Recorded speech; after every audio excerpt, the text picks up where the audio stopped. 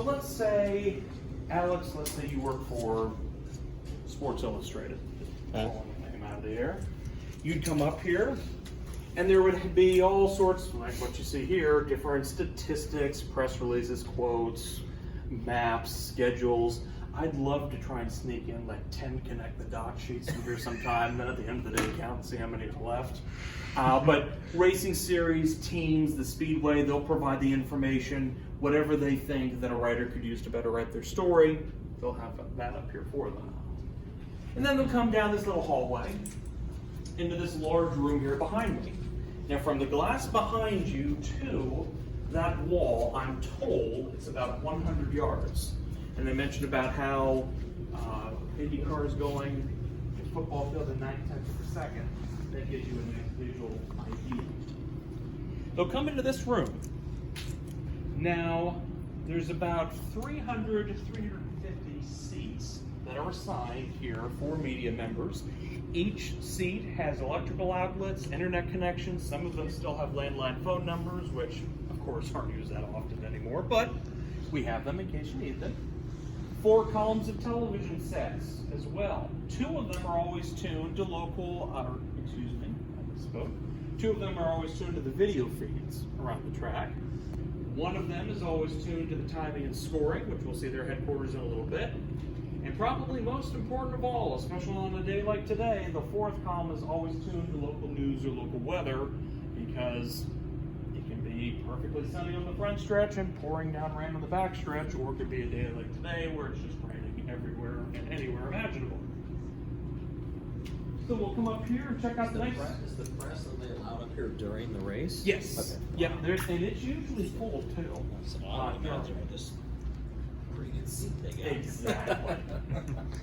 Yeah. So we'll be up here, and they don't, obviously they're not required to stay up here the whole time. They can come and go as they please. We gotta get a pretty nice view of everything from up here. Of course, we already talked a little bit about the walls that separate pit road from the track. A couple of fun notes about that.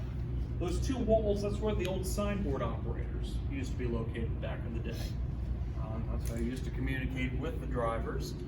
There's all sorts of stories about different issues that have happened with them. Back in 1947, Bill Holland was leading the race, and his crew gave him a sign that said easy on it, just a few laps to go. So Bill Holland thinks, okay, I'll just slow up a little bit. His teammate comes up behind him, Maury Rose, and goes on past him. Bill just, hey, how you doing, Maury? Little did he know he was waving Maury Rose past him for the lead. Maury Rose ended up winning. Bill Holland finished second, but Holland would eventually win it 2 years later. Also, Ouch.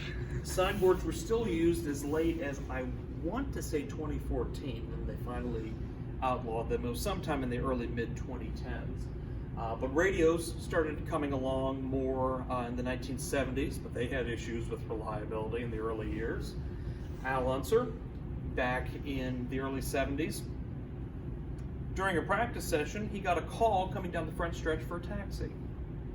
Signals got mixed up. Another one got a call for a plumber, which hopefully that call did get answered. In 1983, when Chip Ganassi was a driver, he came down the front stretch, and every time he would go right in front of the start-finish line, he'd pick up the signal for the radio network.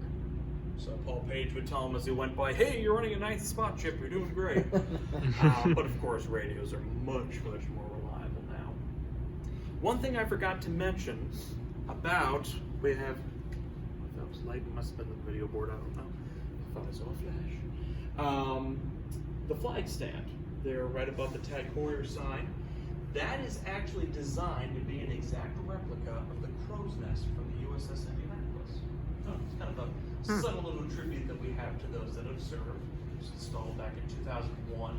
Not always had a flag stand in that area as late as 1973. Right there next to where the bus is, there along pit wall, that's where you used to have the flagman would stand on the platform. And then they realized, cars are coming by, over 200 miles per hour. Probably not the brightest idea having a gentleman on the track, so they Yeah. didn't stand for 1974.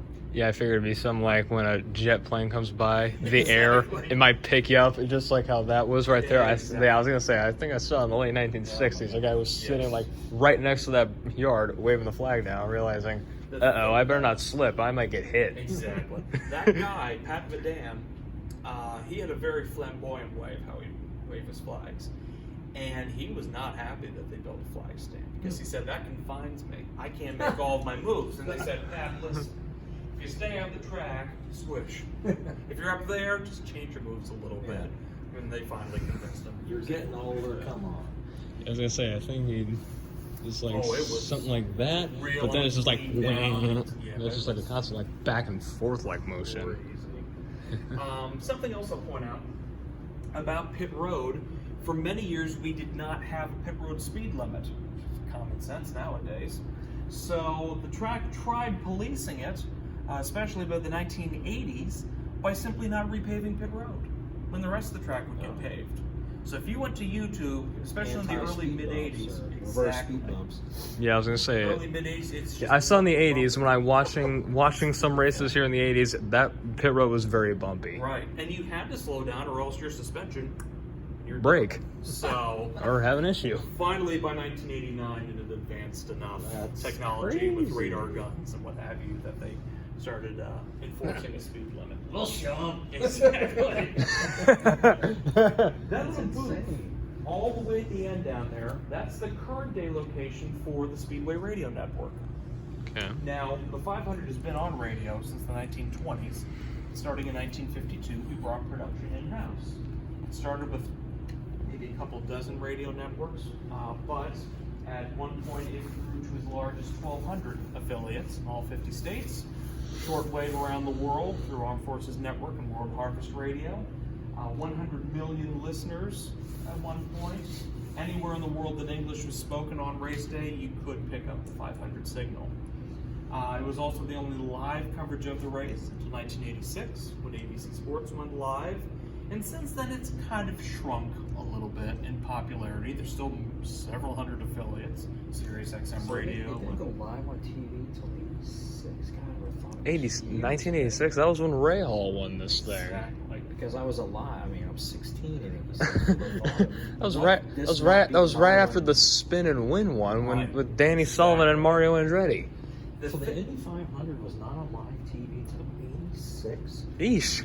I wasn't a big race fan as a kid. Yeah. That almost seems illogical to me. what they would do is, of course, networks in general do not want to air a large 500-mile race for several hours in the afternoon. And finally, CBS did that with the Daytona 500 in 1979. Michigan International Speedway had the Michigan 500 that NBC took live when that started in 1981, but the Speedway was very concerned about attendance. They didn't want live TV to take away from that. So because of that makes sense. the broadcast is still blacked out in the greater Indianapolis area until that evening. Okay, that makes So sense. when Yeah, TV, yeah. when TV first came in 1965, it was just highlights on Wide World of Sports. Okay. 1971, they took the race, and over the years it kind of varied in length from 2 hours to 3 hours 10 minutes. The race would run.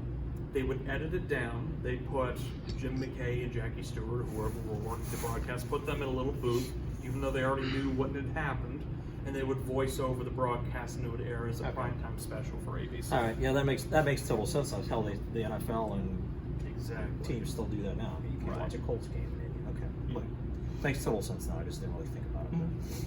Yeah. So, but again, not until